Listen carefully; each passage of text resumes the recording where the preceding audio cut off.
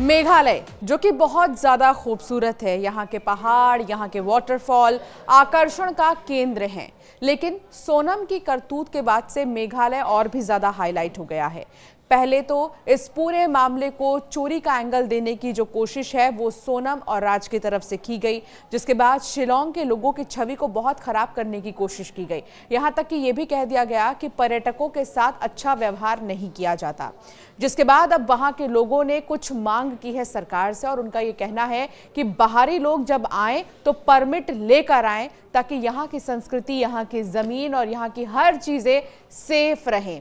अगर सरकार यहाँ के लोगों की मांग मान लेती है तो बाहरी लोगों का मेघालय जाना मुश्किल हो जाएगा। यानी कि कुछ फॉर्मेलिटीज होंगी, वो आपको पूरी करनी होंगी, उसके बाद ही आप मेघालय घूम पाएंगे।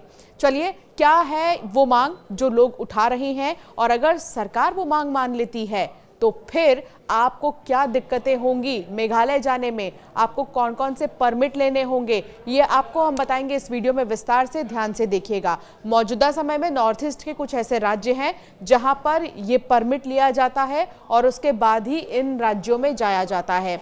अभी मेघालय में इसको लेकर कुछ भी नहीं है, लेकिन जब से सोनम ने ये करतूत की है, राजा का मर्डर किया है, उसके बाद से मांग और भी ज्यादा तेज हो गई है परमिट की। मेघालय में इंदौर के कारोबारी राजा रघुवंशी की हत्या ने राज्य की सुरक्षा व्यवस्था पर भी बड़ा सवाल खड़ा कर दिया है। राजा अपनी पत्नी सोनम रघुवंशी के साथ हनीमून मनाने मेघालय ही आए थे, लेकिन कुछ ही दिनों बाद राजा की लाश एक खाई में मिली और उनकी पत्नी सोनम पर हत्या का आरोप लग गया। जी हां, इस सनसनीखेज हत्याकांड के बाद से मेघालय में इनर लाइन परमिट की मांग बहुत ज्यादा तेज हो गई है। यही वो परमिट है, इनर लाइन परमिट, एक ऐसा परमिशन जो कि कोई भी व्यक्ति लेगा उस राज्य में जाने के लिए, ताकि वहां की सरकार को पता रहे कि आप उनके राज्य में आए हैं, बाहरी राज्य से कोई व्यक्ति यहां पर आया है। लोग सड़कों पर उतर आए हैं और नारे लगा रहे हैं, ILP नहीं तो आराम नहीं, यानी इनर लाइन परमिट नहीं तो आराम नहीं के नारे अब लगाए जा रहे हैं। दरअसल इनर लाइन परमिट एक तरह का परमिशन होता है। इससे बाहर के लोगों के राज्य में आने जाने पर नजर रखी जाती है। पूर्वोत्तर के कई राज्यों में पहले से ही ILP लागू है, ताकि वहां की संस्कृति, स्थानीय लोगों की पहचान और जमीन को बाहरी लोगों से बचाया जा सके। मेघालय में यह सिस्टम अब तक लागू नहीं हुआ है, इसलिए राज्य के संगठन चाहते हैं कि बिना परमिट कोई बाहरी व्यक्ति अंदर ना आ सके। राजा रघुवंशी की हत्या के बाद लोगों को लगता है कि ILP लागू होने से ऐसे मामलों पर कुछ हद तक रोक लग सकती है। क्या है इनर लाइन परमिट, ये जानना बहुत जरूरी है। चलिए अब आपको बताते हैं कि इनर लाइन परमिट क्या है। इनर लाइन परमिट यानी ILP एक तरह की आधिकारिक अनुमति होती है जो भारत के कुछ पूर्वोत्तर राज्यों में लागू है। इसके तहत अगर कोई बाहरी व्यक्ति यानी उस राज्य का स्थायी निवासी नहीं वहां घूमने या फिर कोई काम करने के लिए जाता है तो उससे पहले सरकार से परमिट लेना पड़ता है। इसका मकसद है स्थानीय जनजातीय लोगों की संस्कृति, जमीन और पहचान को बाहरी लोगों से बचाना।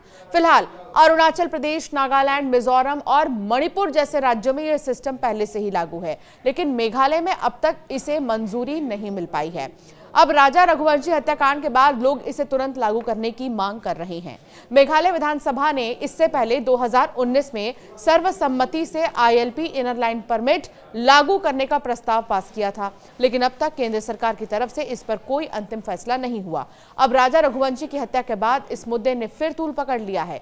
शुक्रवार को आपको बता दें कि हाईनीव ट्रैप यूथ काउंसिल HYC के कार्यकर्ताओं ने सचिवालय के बाहर जोरदार प्रदर्शन किया। प्रदर्शनकारियों ने कहा कि राज्य सरकार को दिल्ली जाकर केंद्रीय गृह मंत्रालय से जल्द इनर लाइन परमिट की मंजूरी लेनी चाहिए। राज्य के कैबिनेट मंत्री पॉल लिंगडोह ने लोगों से संयम रखने की अपील की है। उन्होंने कहा कि सरकार भी चाहती है कि राज्य में शांति बनी रहे और लोगों की सुरक्षा सुनिश्चित हो, लेकिन इसके लिए सबको मिलकर प्रयास करना होगा। बता दें कि 2 जून को राजा का शव पूर्वी खासी हिल्स जिले के सोहरा इलाके में खाई में बरामद हुआ। वहां अपनी पत्नी सोनम के साथ मेघालय वो घूमने के लिए आए थे। जांच में शक पत्नी पर ही गया और सोनम फरार हो गई। 7 जून को सोनम ने उत्तर प्रदेश के गाजीपुर में पुलिस के सामने सरेंडर किया। पुलिस ने हत्या में शामिल 4 और लोगों को भी पकड़ा है। पूछताछ जारी है। आखिर इस पूरे मर्डर प्लान के पीछे क्या कहानी थी, ये लगातार पुलिस जांच पड़ताल कर रही है।